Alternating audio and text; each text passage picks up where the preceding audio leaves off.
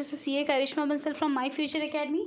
आज अपन लोग चैप्टर नंबर 2 हिस्ट्री का चालू कर रहे हैं। यहाँ पे अपन लोगों को ब्रिटिशर्स ने किस तरह से इंडिया पे अपना पावर जमाया, उससे पहले क्या लोग थे, वो सब के बारे में अपन को पढ़ना है। सबसे पहले आते हैं एंड ऑफ मुगल एम्पायर। होता क्या है ना, इनिशियली जब ब्रिटिशर्स नहीं आए होते ना, उससे पहले ना औरंगजेब जब राजा थे तो वो बहुत पावरफुल मुगल राजा थे। जब तक वो थे ना, इंडिया पे किसी ने इतना बोलते ना कब्जा नहीं कर पाए। बट औरंगजेब की डेथ के बाद थोड़ा सा इंडिया में दिक्कत आने लगी। इन 1707 after his death many Mughal governors and big zamindars establish regional kingdom. ऐसा बोले उनकी डेथ के बाद बहुत सारे जो ज़मींदार और जो गवर्नर्स होते हैं ना, उन्होंने अपना अपना लोकल है ना किंगडम बना दिया। पहले क्या था, वो पूरा का पूरा मुगल का पूरा वही राजा था। उसके बाद उसकी डेथ के बाद छोटे छोटे डिविजन्स में पार्ट बट गए और किसी गवर्नर ने कब्जा कर लिया, किसी जमींदार ने कब्जा कर दिया। इस तरह से वो लोगों ने खुद को नवाब डिक्लेयर कर दिया। अब आते हैं ईस्ट इंडिया कंपनी किस तरह से इंडिया में आई। देखो, सबसे पहले जो वास्को डा गामा थे ना, वो पोर्तुगीज के एक्सप्लोरर थे। उन्होंने इंडिया तक का सी रूट ढूंढा था 1498 में। पोर्तुगीज पहले लोग थे, पहले यूरोपियन कंट्रीज थी जो इंडिया में आई थी। The Portuguese were the first Europeans who came to India. They establish their presence in the western coast of India and had their base in Gujarat. ऐसा बोल रहे हैं उन्होंने अपना जो पावर है, अपनी जो ट्रेडिंग कंपनी है, वो वेस्ट में एस्टैब्लिश की और उनका जो मेन बेस था ना, वो कहाँ था, गोवा में था। 1600 में ईस्ट इंडिया कंपनी अपनी रानी एलिजाबेथ से चार्टर परमिशन मतलब क्या, वहाँ से वो ये परमिशन लेके आई कि भाई मैं इंडिया में जाके ट्रेड कर रहा हूँ और किसी के पास अथॉरिटी नहीं होनी चाहिए इंग्लैंड में मेरे अलावा इंडिया में जाके ट्रेड करने की। वापस मैंने क्या बोला, चार्टर मतलब कि भाई इंग्लैंड से सिर्फ ईस्ट इंडिया कंपनी इंडिया में ट्रेड कर सकती है, वहाँ पे पावर एस्टैब्लिश कर सकती है, उसके अलावा कोई नहीं आ सकता। क्वीन एलिजाबेथ ने जब उनको परमिशन दी थी तो 1600 में वो सबसे पहले सूरत में लैंड हुए थे, ये याद रखना। बाय 17th सेंचुरी में डच, फ्रांस, ये लोग भी धीरे धीरे इंडिया में आने लगे। क्यों ये लोग सब यहाँ पे क्यों आ रहे थे, सबका इंडिया में आने का पर्पज़ क्या था? एक्चुअली वो लोग सब लोग है ना, कुछ इंडिया की चीज़ों में बहुत ज़्यादा इंटरेस्टेड थे, जैसे इंडिया का कॉटन, इंडिया का सिल्क, इंडिया का पेपर, क्लोव्स का, मतलब इंडिया के जो बोलते हैं ना मसाले थे, उनमें उनको बहुत ज़्यादा इंटरेस्ट था। तो हुआ क्या, ये जो फ्रांस वाले थे, ये जो डच थे, ये इंग्लैंड वाले थे, पोर्तुगीज, सबके बीच में कंपटीशन बहुत बढ़ गया। अब कंपटीशन इतना बढ़ गया तो ऑब्वियसली बात है, सब चाहते थे कि भाई मेरे को ज़्यादा प्रॉफिट हो। जितने ज़्यादा लोग उतना कम प्रॉफिट होगा। तो उस वजह से धीरे धीरे इनके बीच में है ना लड़ाई झगड़े होने चालू हो गए। हुआ क्या ना, ब्रिटिशर्स ने है ना फ्रांस, पोर्तुगीज़ और डच सबको हरा के भगा दिया और अब फाइनली सिर्फ जो इंडिया में जिस पे मतलब जो ट्रेड कर रहा था ना, जो बिजनेस कर रहा था, वो ईस्ट इंडिया कंपनी थी। पोर्तुगीज़ और ये लोग भी थे बट उनके पास अब इतनी पावर नहीं थी क्योंकि ईस्ट इंडिया कंपनी ने उन लोगों को पूरा का पूरा हरा के मतलब एक बार साइड में कर दिया था। अब ईस्ट इंडिया किस तरह से अपने इंडिया में ट्रेड करना चालू किया उसकी बात करते हैं। The first English factory was set up on the bank of river Hooghly in 1651। ऐसा बोल रहे हैं इंग्लिश जो फर्स्ट इंग्लिश फैक्ट्री थी वो हुगली रिवर पे 1651 में एस्टैब्लिश की गई। As the trade expanded the company persuaded merchant and trader to come and settle near the factory. जैसे जैसे उनका बिजनेस एक्सपांड हुआ ना, तो उन लोगों ने जो फैक्ट्री एस्टैब्लिश की थी ना, तो इंग्लैंड वालों ने ना, जो मर्चेंट लोग होते हैं, जो ट्रेडर्स होते हैं, जो कंपनी जो ये फैक्ट्री से माल खरीदते हैं, उनको रिक्वेस्ट किया कि तुम लोग भी हमारे फैक्ट्री के आजू बाजू आके बस जाओ ताकि हम लोग तुमको ईजिली जो भी गुड्स है वो प्रोवाइड कर सके। By 1696 it began building a fort around the settlement. फिर 1696 में उसने क्या किया ना, अपने जो फैक्ट्री है ना उसके आजू बाजू अपना फोर्ट मतलब समझते हो ना, वो किंगडम पूरा जो राजे का महल वो बनाना चालू कर दिया।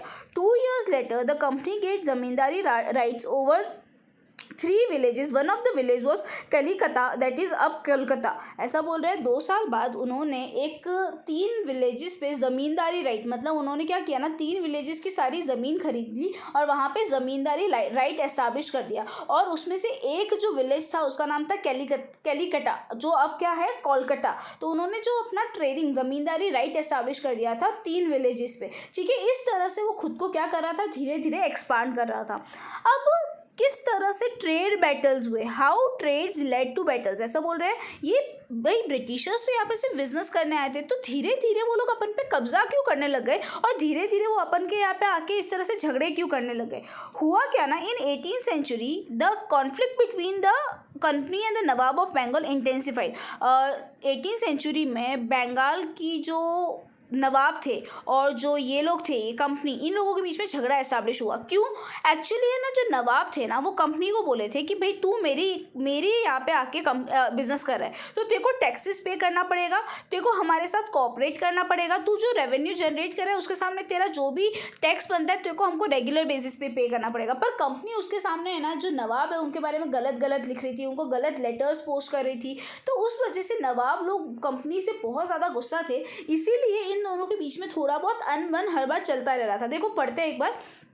After Aurangzeb death, the Bengal Nawab asserted their power and autonomy, denied company right to mint coins, stopped it from expanding its fortification, accused them of reducing Nawab revenue and writing disrespectful letter। क्या बोल रहे हैं कि भाई बंगाल के नवाब लोग ना इन लोगों को कुछ भी राइट्स नहीं देना चाहते थे, इन लोगों के साथ कॉपरेट नहीं करना चाहते थे। ये लोगों ने बोला कि कंपनी वाले हम लोगों को गंदे गंदे अब्यूजिंग वर्ड्स यूज़ कर रहे हैं, हमारे लिए डिसरिस्पेक्टफुल लेटर लिख रहे हैं, हम कंपनी को कॉपरेट नहीं करेंगे। सामने कंपनी ये बोल रहा था कि तुम लोग जिस तरह से हमारे से टैक्स मांग रहे हो वो गलत है, तुम इतना टैक्स लोगे तो हम लोग हमारा बिजनेस कैसे करेंगे, तुमको हमारा टैक्स तो हटाना ही पड़ेगा। तो इस कॉन्फ्लिक्ट की वजह से झगड़े होने चालू हुए और उस वजह से सबसे फर्स्ट बैटल लड़ा गया और वो बैटल था battle of Plassey. Battle of Plassey very very important, इसको एकदम अच्छे से समझना और इसको अच्छे से अपन लिख के भी आएंगे। ठीक है स्टूडेंट्स, चलो battle of Plassey. In 1756, Sirajuddaula became the Nawab of Bengal after the death of Alivardi Khan. ऐसा बोल रहे हैं 1756 में सिराजुद्दौला को अपने बंगाल का किंग बनाया गया। ठीक है, कंपनी है ना बहुत ज़्यादा है ना पपेट रूलर्स ढूंढ रही थी। पपेट रूलर मतलब समझते हो, जो उनके है ना उंगलियों पे नाच सके। तो उन्होंने क्या किया ना, कंपनी ने पपेट रूलर्स ढूंढ के ये सिराजुद्दौला के जितने राइवल्स थे ना उन लोगों को है ना राजा बना दिया दूसरी जगहों का। तो सिराजुद्दौला को इस चीज़ पे बहुत ज़्यादा गुस्सा आया और उसने कंपनी को बोला कि तू भाई मेरे जो है ना एरिया में आके ये दादागिरी मत कर, तू अपना काम कर, मैं अपना काम करूंगा। अगर तूने इस तरह से किया तो मैं तेरे से और ज़्यादा रेवेन्यू लूँगा और तेरे को रेवेन्यू पे करना कंपल्सरी है। तू मेरे यहाँ पे सारे एडमिनिस्ट्रेशन में बिल्कुल भी इंटरफेयर नहीं करेगा। तो हुआ क्या, ब्रिटिशर्स ये चीज़ माने नहीं, मतलब ये नेगोशिएशन जो सिराजुद्दौला उनके साथ करना चाहता था वो फेल हो गया। तो नवाब को बहुत ज़्यादा गुस्सा है। तो नवाब ने क्या किया, 30,000 सोल्जर वो लेके गया कंपनी की फैक्ट्री के वहाँ पे और उसको वहाँ पे जितने भी कंपनी ऑफिशियल्स थे उन लोगों के हथियार लेके उन लोगों को वेयर हाउस में पैक कर दिया, उन लोगों को बंदी बना के अपने पास रख दिया। उसके बाद वो आगे गया, जो फोर्ट बना गया था ना उन लोगों का कलकत्ता में, उसको तोड़ने। जैसे ये न्यूज़ कंपनी के हेड ऑफिस तक पहुंची ना, तो कंपनी वालों ने ये इन लोगों को हेल्प करने के लिए क्या भेजी, आर्मी भेजी। देखो, as the news of fall of Calcutta reach, company officer in Madras send forces the command of Robert Clive. Robert Clive अपनी आर्मी लेके कहाँ है, कलकत्ता है। हुआ क्या, तो ये अब रॉबर्ट क्लाइव को ये चीज़ पता थी कि जो सिराजुद्दौला है ना उसकी आर्मी बहुत बड़ी और बहुत पावरफुल है, अब उनको हराना थोड़ा मुश्किल था। तो इन लोगों ने क्या किया ना, सिराजुद्दौला का जो मेन सोल्जर था ना उसका नाम था मीर जाफ़र। तो इन लोगों ने मीर जाफ़र के साथ अंदर मीटिंग की और उसको अपने साइड कर दिया। उसको बोला तू बैटल तो उसके साइड से लड़ना, पर तू हार जा रहा बैटल। तो हुआ क्या, जब 1757 में जब बैटल हुआ ना, तो वो बैटल क्या हो गया, हार गए। क्यों बैटल हार गए, क्योंकि जो मीर जाफ़र था ना उसने बैटल में पार्टिसिपेट ही नहीं किया था, वो तो क्या कर रहा था, धोखा दे रहा था। तो इस वजह से मीर जाफ़र को पकड़ दिया गया और अब किसको नवाब बना दिया गया, मीर जाफ़र को नवाब बना दिया गया और सिराजुद्दौला को पकड़ लिया गया। उसके बाद मीर जाफ़र है ना इतना उन लोगों को पसंद नहीं आ रहा था, तो मीर जाफ़र को हटा के एक बार कंपनी ने मीर कासिम को राजा बनाया। पर मीर कासिम है ना कंपनी के जो अफेयर्स है ना उसमें इतना कोऑपरेट नहीं कर रहा था। कंपनी चाहती थी, कंपनी ने ये अटैक क्यों किया था, कंपनी चाहती थी कि बंगाल में सारा का सारा पैसा वो लोग खुद के पास रखे, जितना रेवेन्यू आए वो खुद के पास रखे। पर मीर कासिम बोला कि भाई मैं राजा बनाऊँ, मैं भले तेरे वजह से राजा बनाऊँ, पर इसका मतलब ये नहीं है कि मैं मेरी कंट्री का सारा पैसा तुझे दे दूंगा। तो मीर कासिम को वापस हटा के इन लोगों ने मीर जाफ़र को राजा बनाया। जब मीर जाफ़र की डेथ हो गई 1756 में, तो 17, हाँ, उसकी जब डेथ हो गई ना तो उसके बाद है ना कंपनी का थोड़ा मूड बदल गया। कंपनी पहले क्या करती थी ना, ये जो बंगाल की जो राजा है ना उससे हर साल 5-5 लाख रुपए लेती थी और अपना एक्सपेंस चलाती थी। पर अब कंपनी बोली यार ये 5 लाख से मेरा है ना धंधा चल नहीं रहा, मेरा बिजनेस चल नहीं रहा, इसलिए कंपनी ने क्या किया, कंपनी ने बोला अब मेरे को किसी को राजा ही नहीं बनाना, अब मैं खुद ही इस पूरी बंगाल का राजा बन जाऊंगा। तो मीर जाफर के मरने के बाद जो ब्रिटिशर्स है उसने खुद को दीवानी एस्टैब्लिश कर दी। दीवानी मतलब उन्होंने खुद को राजा एस्टैब्लिश कर दिया बंगाल का, और बंगाल का जितना भी रेवेन्यू और जितना भी पैसा है, जितना भी टैक्स कलेक्शन है, उसको अपनी कंपनी के एक्सपेंसेस को फुलफिल करने में उन्होंने यूज़ किया। इस तरह से ये बैटल ऑफ प्लासी के बारे में बात है। अब आते हैं company official becames nabobs. After the Battle of Plassey, the actual Nawab of Bengal were forced to give land and vast sum of money as personal gifts to the company. Many company officials like Clive made vast wealth. However, not all the company officials succeeded in making money. Those who managed in return British with wealth led fleshly lives and flaunted their riches. They were called nabobs and version of Indian word Nawab. ठीक है, क्या बोल रहे हैं कि भाई battle of Plassey के बाद हुआ क्या, जो नवाब थे ना, जो बंगाल में और छोटे छोटे नवाब से, उन लोगों को अपनी लैंड और ना ब्रिटिशर्स को बहुत सारा पैसा देना पड़ा, क्योंकि अब जो मेन नवाब है बंगाल का वो कौन हो गए थे, ब्रिटिशर्स हो गए थे। तो उन लोगों को, नवाब लोगों को प्रेशर में आके इन लोगों को अपनी लैंड, अपना पैसा देना पड़ा। हुआ क्या ना, कंपनी के बहुत सारे ऑफिशियल्स ना, जैसे क्लाइव, ये लोग बहुत पैसे वाले हो चुके थे, वो लोग अंदर अंदर बहुत घपला कर रहे थे उस वजह से। तो हुआ कि ये क्लाइव था ना, उस क्लाइव को तो पकड़ के अंदर डाल दिया गया था। तो क्लाइव बिकॉज ऑफ बोलते हैं ना गिल्ट, उसने सुसाइड कर ली थी 1774 में। ऐसा बोल रहे कि कंपनी के जितने ऑफिशियल्स हैं जिन्होंने कंपनी को पैसा दिया और ज़्यादा पैसा खाया नहीं, वो बहुत ज़्यादा सक्सेसफुल और फ्लरिशिंग लाइफ जीने लगे, और उन लोगों को नबोब्स बोला गया, जो अपनी इंडियन लैंग्वेज में जिसको नवाब बोला जाता है। ठीक है, कंपनी रूल एक्सपांड, धीरे धीरे अब कंपनी का रूल एक्सपांड होने लगा। बैटल, उन्होंने अपना भाई बंगाल पे तो पूरा कब्जा जमा लिया। अब धीरे धीरे उन लोगों का जो नज़र थी ना वो दूसरी जगहों पे थी। After the Battle of Bhaksar, the company appointed residents in Indian state. Through the resident, the company official began interfering in the internal affairs of Indian state. Sometimes the company forced the state into a subsidiary alliance. According to the terms of this alliance, Indian rulers were not allowed to have their independent armed force. They were to be protected by the company, and they have to pay huge amount for this. If Indian ruler failed to make this payment, a part of their territory was to be taken away by the company. देखो हुआ क्या, उसके बाद एक और battle हुआ, battle of Buxar, और उसके बाद फाइनली पूरा बंगाल पे राइट किसका आ गया था, इनका आ गया था। अब कंपनी क्या कर रही थी ना, कंपनी है ना लोकल लोगों को अपने है ना ऑफिशियल्स अपॉइंट कर रही थी, और वो ऐसे लोगों को अपॉइंट कर रही थी और बोल रही थी कि तुम लोगों को मैं इसीलिए अपॉइंट कर रहा हूँ ताकि तुम लोग मुझे कुछ फ़ायदा पहुँचा सको, तुम लोग मेरे लिए कुछ बेनिफिट में काम कर सको। तो हुआ क्या ना, इस तरह से ना धीरे धीरे कंपनी है ना इंडियन स्टेट के अंदर अंदर इंटरपर्सनल अफेयर्स में इंटरफेयर करने लग गई थी। तो धीरे धीरे कंपनी है ना दूसरे सारे स्टेट्स के राजाओं के पास जाती, उनको बोलती कि तुम लोग एक काम करो, तुम लोग मेरे साथ सब्सिडरी अलायंस में आ जाओ। अगर तुम लोग मेरे साथ सब्सिडरी अलायंस में आ जाते हो तो मैं तुम लोगों पे अटैक नहीं करूँगा, तुम लोग ही राजा रहोगे, पर तुम लोग अब खुद की आर्मी नहीं रख सकते, तुम लोग हमारे से पूछे बिना किसी पे वॉर नहीं कर सकते।